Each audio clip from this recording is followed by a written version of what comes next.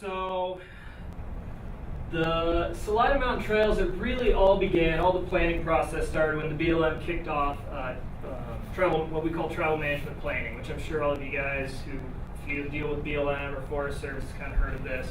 So basically it's the BLM's process of making sense of this giant road and trail network. And the lore of the story is a handful of mountain bike guys got together and they said, man, we need to pay attention to this or we're going to lose the trails that we have. You know, there's some kind of classics out there like Lost and Dead Bird and Racetrack, and you know, you look at them at modern times and it's like, man, that's not the greatest trail, but they're really afraid to lose them.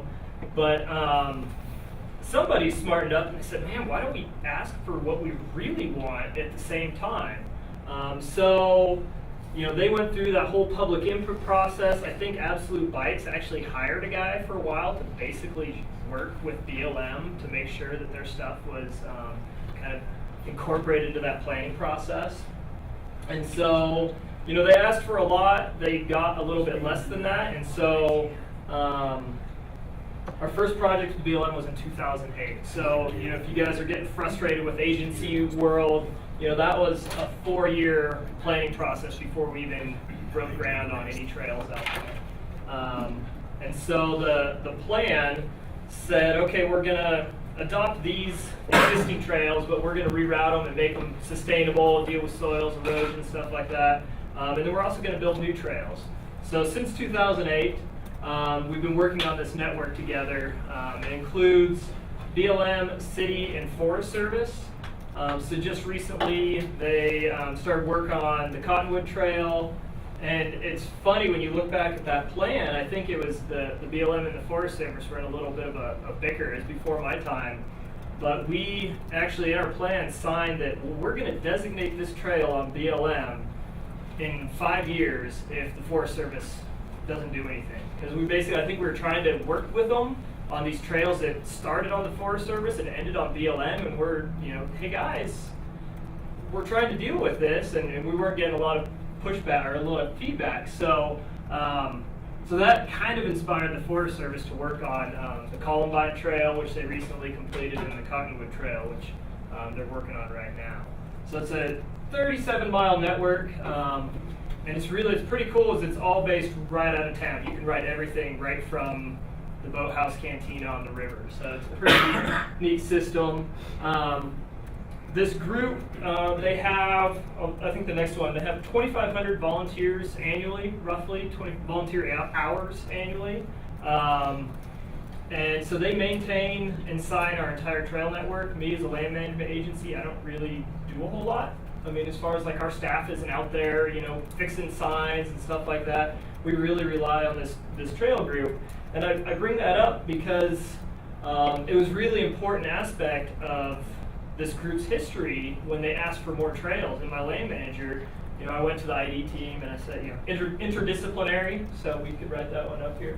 I went to, you know, our other resources specialists and said, hey, they want to add some trails. And one of the first questions that came up was, well, how much more work is this going to be for our staff?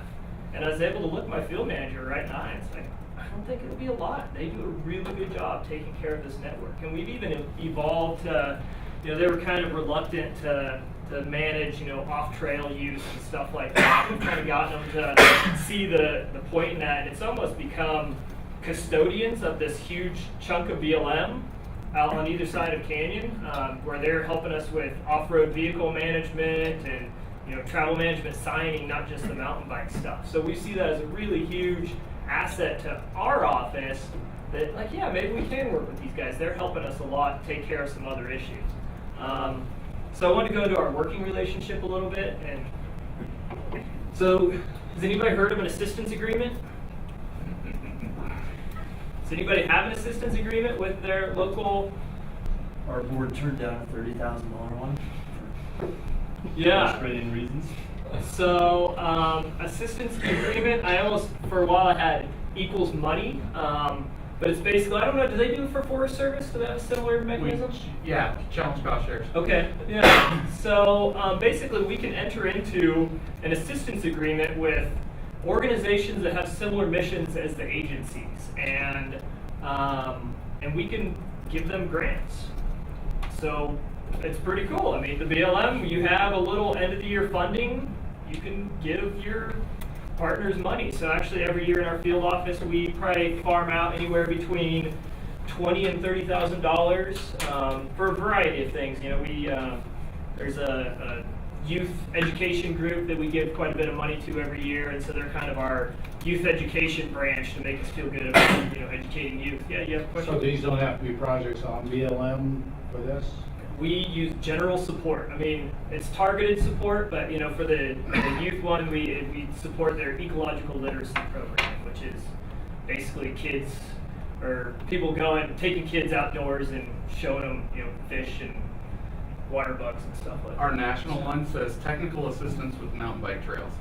Yeah. That's it. So we like them.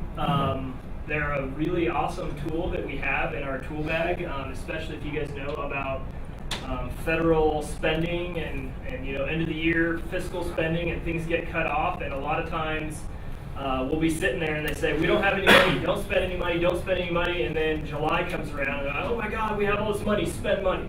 And that is an awesome place to be if you have an assistance agreement, because we can very easily put money into those assistance agreements very late in the year. So a really awesome tool. So then we also have a cooperative management agreement. I think that was up here. So you guys, you have an MOU. But you know, this is basically spelling out our relationship, giving a little bit more detail to what the BLM's doing, what this group's doing. And one of the more important parts is our annual operating plan. We've kind of slacked off on that in the last couple of years. But at one point we thought it was important, and I still think it's important to kind of help lay the groundwork for what we're going to be accomplishing in the next year, and that way, you know, there's no surprises. They don't come up, hey, we're going to build this trail. You're like, wait a minute, guys, I thought we were focusing our time on fixing this trail. So, and another really cool thing is we've used it to allow them to put up donation tubes on BLM land, and we spelled that out to where they can have a donation tube.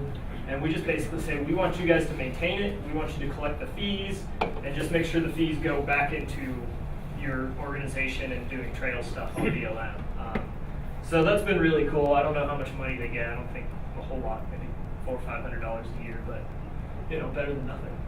And another really important point for me in all of this is to have one point of contact. And this came about when, you know, we had a bunch of different projects. We had permits going on with them. We have, you know, trail maintenance, trail building, planning. And I get 5 different phone calls, and it was just like that operator game, you know, where you're like talking to one person and then you kind of talk to this person about this, and it just got really muddy.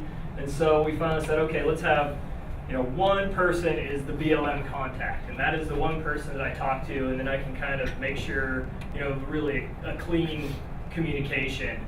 And I would just urge you to make sure that person is pleasant and understands where the agency is coming from. Ties in with our community values. We can see it's bigger than just a ragtag bunch of mountain bikers. Like, we know this is the real deal. So then What's a hint that Caleb dropped? What's relevant to the BLM? We should all know one word. Community. Community. So every single trail that you talk about should talk about why it's beneficial to the community. You don't necessarily have to use the word community, but you're demonstrating why.